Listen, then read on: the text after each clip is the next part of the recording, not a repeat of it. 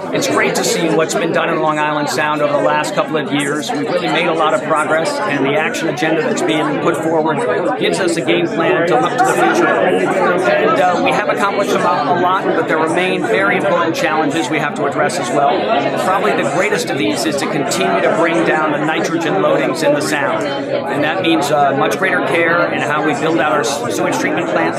We need to upgrade a number of existing plants, but also we have to pay attention more and more to non-point sources of harm. So that's, I think, the big challenge looking forward. It's an especially big challenge, I think, for the state of New York that hasn't done as much as Connecticut has in recent years.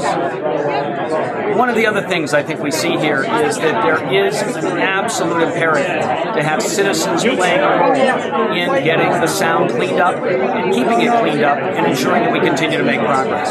So each of us as citizens has a responsibility to do our share, and that's to make sure that we are engaging in our own lives in ways that are protective of the Sound. We need to make sure that people are not draining the oil out of their car into storm drains. We've got to make sure that people are not loading their lawns with chemicals that go off into the streets and sometimes on into the Sound. We've got to make sure that as we spend time on the Sound, we're being protected as boaters, not pumping out tanks, as swimmers, making sure we don't leave litter behind.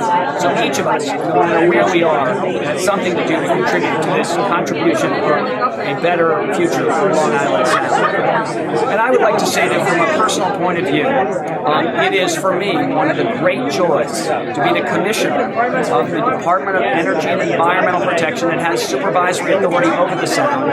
And I have, since the earliest days as a kid growing up in Connecticut, loved going out on the water. And one of my greatest joys has recently been going out with the DEEP staff and seeing them in action, whether it is the conservation police ensuring boating safety, or for that matter, our scientists who are tracking the habitat that the Sound represents and ensuring that we are continuing to make progress.